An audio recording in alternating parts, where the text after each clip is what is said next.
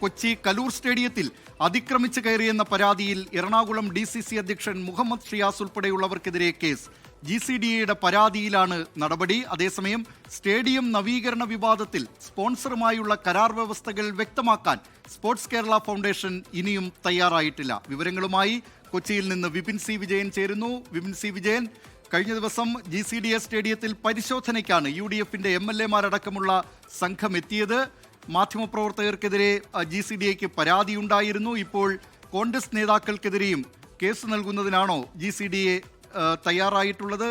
അവരുടെ തുടർ നീക്കങ്ങൾ എന്താണ്? കോൺഗ്രസ് ഇതിനോട് എങ്ങനെയാണ് പ്രതികരിച്ചിട്ടുള്ളത്? വിപിൻ.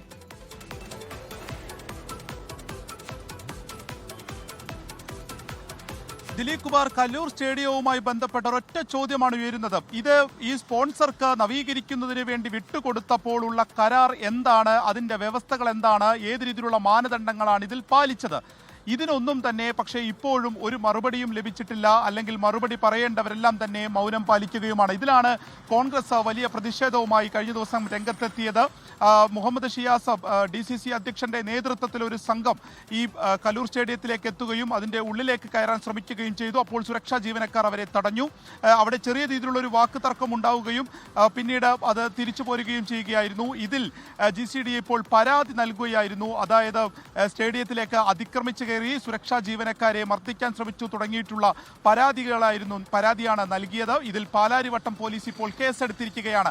കണ്ടാലറിയാവുന്ന ആളുകൾക്കെതിരെയാണ് കേസെടുത്തിരിക്കുന്നത്. സ്വാഭാവികമായിട്ടും അതിൽ DCC അധ്യക്ഷൻ മുഹമ്മദ് ഷിയാസ് ഉൾപ്പെടെയുള്ളവരെ പ്രതി ചേർക്കുകയും ചെയ്യും. ഇതിനെ രാഷ്ട്രീയമായി തന്നെ നേരിടും എന്നുള്ളതാണ് കോൺഗ്രസ് പറയുന്നത്. ഇതിനു മുൻപും അത്തരത്തിലുള്ള ചില കാര്യങ്ങളിൽ ഇതിനു മുൻപും കോൺഗ്രസുകാർക്കെതിരെ കേസുകൾ വന്നിട്ടുണ്ട്. അത് ആ രീതിക്ക് തന്നെ നേരിടാൻ അറിയാം എന്നുള്ളത് ഇപ്പോൾ പ്രതിപക്ഷ നേതാവ് തന്നെ വ്യക്തമാക്കുകയും ചെയ്തിരിക്കുന്നതാണ്. മറ്റൊന്ന്, ഇതിനൊരു മറുപടി പറയേണ്ട GCDA അത് കൈയൊഴിഞ്ഞിരിക്കുന്നു എന്നുള്ളതാണ്.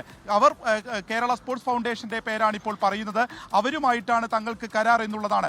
ആ കരാർ എന്താണ് എന്നുള്ളതിനെ ഇപ്പോഴും സ്പോർട്സ് കേരള ഫൗണ്ടേഷൻ മൗനം പാലിക്കുകയാണ്. അത് ദുരൂഹവുമാണ്. ഇങ്ങനെ ഒരു കരാർ ഉണ്ടെങ്കിൽ ആ കരാർ പുറത്തുവിടണ്ടേ? ആ സ്പോൺസറെ തിരഞ്ഞെടുത്തത് ഏത് മാനദണ്ഡത്തിന്റെ പുറത്താണ്? അല്ലെങ്കിൽ അവർ എത്ര കോടിക്കാണ് അവിടെ നവീകരണം ചെയ്യുന്നത്? ഇതിനൊന്നും തന്നെ മറുപടി പറയേണ്ടവർ ദുരൂഹമായി തന്നെ ഇപ്പോഴും അത് നിലനിർത്തുകയാണ്. കായിക മന്ത്രിയാകട്ടെ ഈ വിഷയം ചോദിക്കുമ്പോഴൊക്കെ തന്നെ ക്ഷുഭിതനാകുന്ന കാഴ്ച നമ്മൾ കഴിഞ്ഞ ദിവസങ്ങളിലൊക്കെ കാണുകയാണ്. ഇതിനു പുറമെയാണ് ഇപ്പോൾ അതൊരു രാഷ്ട്രീയ ചേരിപ്പോരിന് എറണാകുളത്ത് ഒരു തുടക്കമായിരിക്കുന്നത്. അത് CPM-ഉം കോൺഗ്രസും തമ്മിലാണ്. രാഷ്ട്രീയമായി നേരിടാൻ കഴിഞ്ഞ ദിവസം CPM-ന്റെ ഫ്രാക്ഷൻ ചേർന്ന് തന്നെ തീരുമാനം എടുത്തിരുന്നു. അതിന് തൊട്ടുപുറകെയാണ് അവിടേക്ക് പ്രതിഷേധവുമായി എത്തിയ കോൺഗ്രസിന് നേരെ, അല്ലെങ്കിൽ കോൺഗ്രസ് പ്രവർത്തകർക്ക്, നേതാക്കൾക്ക് നേരെ ഇപ്പോൾ പാലാരിവട്ടം പോലീസ് കേസെടുത്തിരിക്കുന്നത്. വൈകാതെ തന്നെ അതിൽ പ്രതി ചേർക്കും. അതുകൊണ്ട് തന്നെ വരും ദിവസങ്ങളിലും ഇതിന്റെ അനുരണനങ്ങൾ ഉണ്ടാകും എന്നുള്ളത് തീർച്ചയാണ്. ദിലീപ് കുമാർ. മെസ്സിയും അർജന്റീന ടീമും വന്ന് ഓസ്ട്രേലിയയെ നേരിടും എന്ന് അവകാശപ്പെട്ടിരുന്ന കൊച്ചിയിലെ കലൂർ ജവഹർലാൽ നെഹ്റു സ്റ്റേഡിയത്തിൽ അതിക്രമിച്ചു കയറിയെന്ന് ആരോപിച്ചാണ് ഇപ്പോൾ എറണാകുളം DCC അധ്യക്ഷൻ മുഹമ്മദ് ഷിയാസിനെതിരെ വിശാല കൊച്ചി വികസന അതോറിറ്റി അഥവാ GCDAയുടെ പരാതിയിൽ കേസെടുത്തിരിക്കുന്നത്. വിവരങ്ങൾ നൽകിയത് കൊച്ചിയിൽ നിന്ന് വിപിൻ സി വിജയൻ.